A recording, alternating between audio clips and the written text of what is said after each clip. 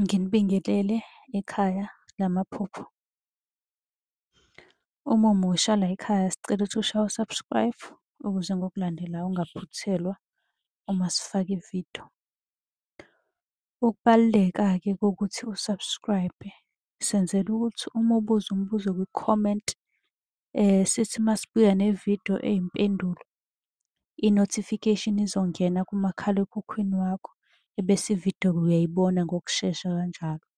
Kanti uma unga-subscribe-ile, angeke uze ubone nhlobo ukuthi cha, impendulo usuyitholile. Ngakho-ke uma unombuzo buza kwi-comment sizokwenzela ividiyo.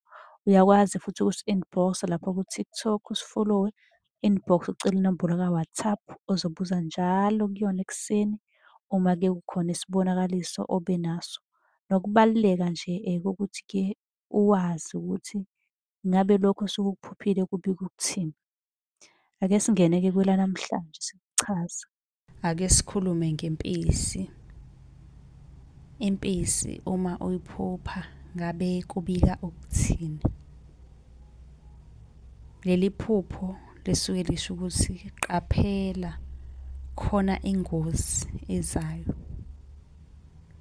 Kodwa uma wena uyigijimisa le mpisi ibaleka, kusho ukuthi uzonqoba kuleso simo okusona.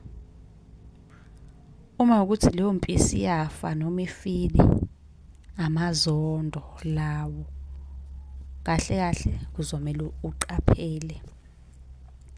Uma unombuzo ungabuza kwi-comment, sizobe sesikwenzela nawe yakhe ividiyo ngokuhlukile sichaza lokho ozobe ukubuzile.